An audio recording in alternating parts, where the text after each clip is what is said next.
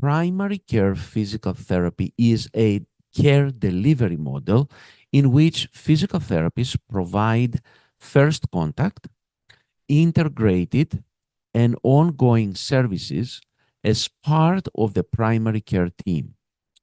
It can include wellness and prevention, triage, diagnostic decision making, management, and referral coordination with explicit guidance around practice readiness, education, and billing in the American Physical Therapy Association's new advisory.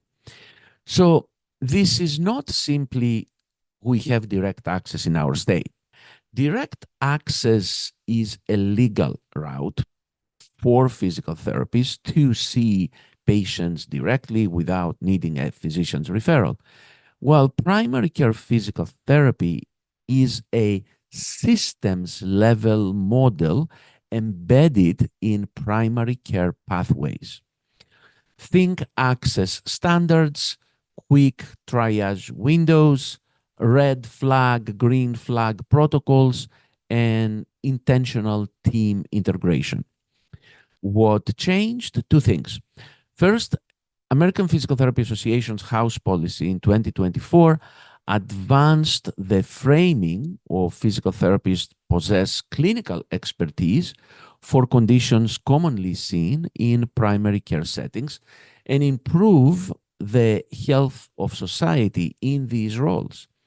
Secondly, the 2025 advisory put out a practical blueprint so owners and clinicians can get practice ready. Direct access opens the door. Primary care physical therapy furnishes the room with triage, diagnostics, and team-based pathways. And the performance and delivery and decision-making with the utilization of diagnostic testing is right up there together with primary care physical therapy. So here is the crux. Primary care physical therapy cannot really exist without diagnostics.